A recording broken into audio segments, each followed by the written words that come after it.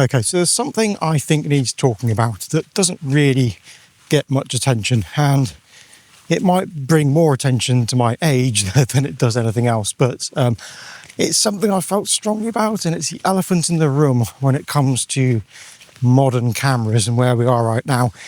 And Sony, Canon and Blackmagic Design have a lot to answer for.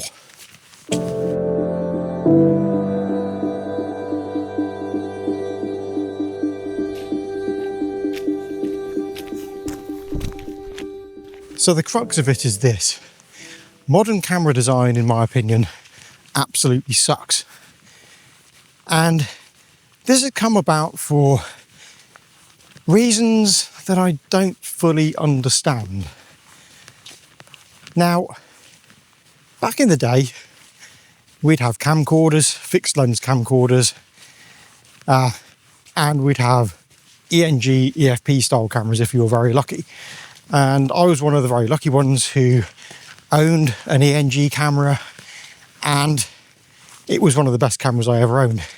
You could mount it on a tripod, you could go for long periods with it on your shoulder, it balanced really nicely.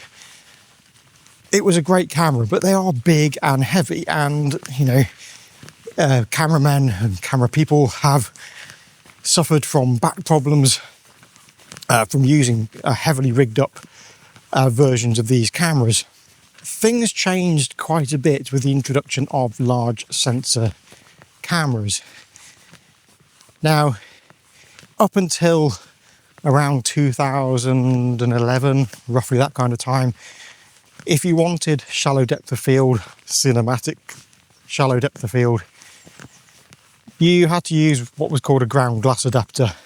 And what that did is it had a spinning piece of frosted glass, and you used a stills or a film, 35mm film lens, and it projected an image onto that ground glass, and then the camera filmed that ground glass, and it was spinning so that the frosted effect kind of effectively disappeared.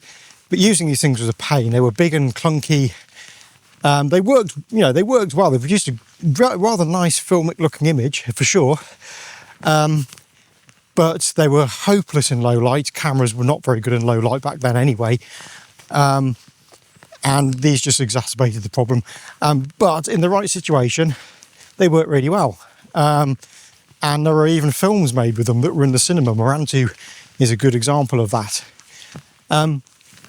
But Canon came out with the 5D Mark II, and they put a video function on. And from what I'm aware, Canon didn't intend this function really to be anything major. It was just put on there as an aside. It was only when Vincent Laforet made a short using that feature, and it showed the world this amazingly cinematic looking image for the time. From a stills camera, a camera that you could carry around anywhere. And that kicked off the DSLR filming revolution. And we had all sorts of websites pop up as a result of it. Sony responded to this because it had steadfastly refused to put a large sensor in a camcorder. But it responded to this with, I think it was the FS100. The FS100 was effectively a box that you had to attach things to.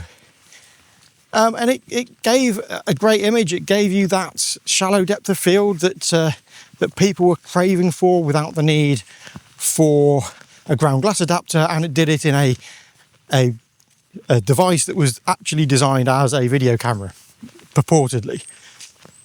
But it became known as the cinema camera form factor. And that's my problem.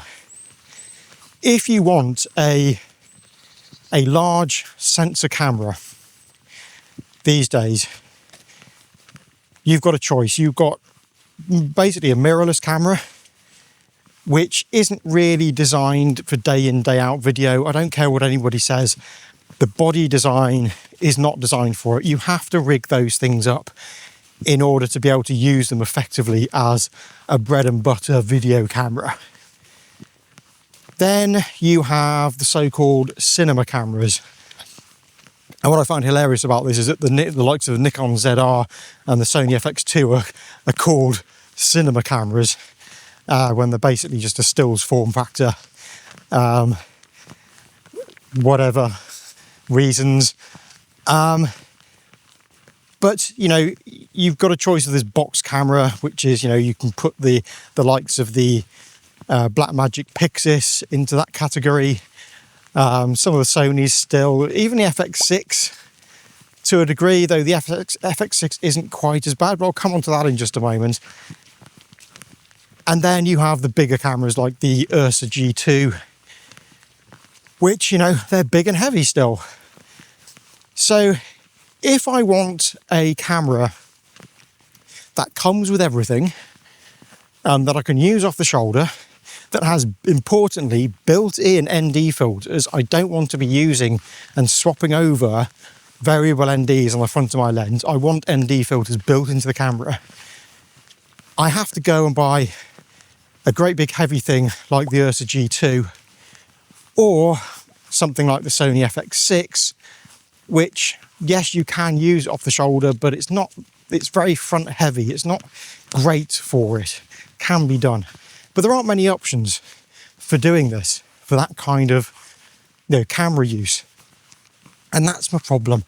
I don't understand why we can't have a camera that has a large sensor on it, interchangeable lenses, built-in ND, and is of a reasonable size that you can use it all day off the shoulder if you need it to, that you don't need to rig up, that you've got the battery system built in, you've got a mini V-lock built into it, so you don't have to add all that stuff after the fact.